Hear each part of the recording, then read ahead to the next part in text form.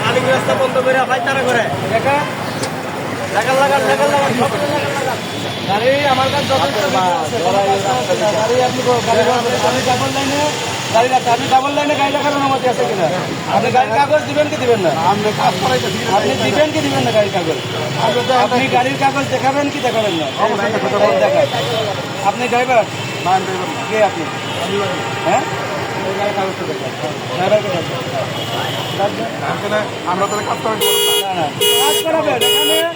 double লাইনে আপনি road বন্ধ করে